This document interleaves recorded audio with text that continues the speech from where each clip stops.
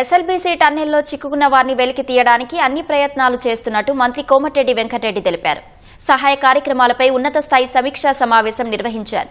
రాష్ట్ర ప్రభుత్వ విపత్తుల నిర్వహణ శాఖ ప్రత్యేక ప్రధాన కార్యదర్శి అరవింద్ కుమార్తో సమీక్ష నిర్వహించారు. టన్నెల్లో చిక్కుకున్న ఓ అధికారి మొబైల్ ఫోన్ రింగ్ అయిందని, దాని ప్రకారం సిగ్నల్ లొకేషన్ గుర్తించినట్లు కోమటిరెడ్డి వెంకటరెడ్డి తెలిపారు. చిక్కుకున్న 8 మందిని కాపాడేందుకు ప్రపంచంలోని ఏ టెక్నాలజీ ఉన్నా తెప్పిస్తామని తెలిపారు. అమెరికా నుంచి నిపుణులను సైతం రప్పించేందుకు ప్రభుత్వం చర్యలు చేపట్టిందని వెల్లడించారు.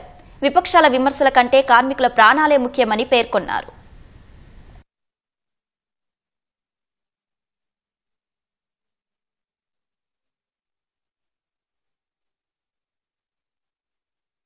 కూలిపోయిన మడ్డంతా కలిసే వరకు వాటర్ నీళ్లు కలిసే వరకు అలా ఇంటి వాటర్ ఉన్నా ఏం కాదు, డివాటరింగ్ చేస్తున్నాం కాబట్టి వాటర్ లో కూడా మిషన్ దేనో పట్టుకుంటారు.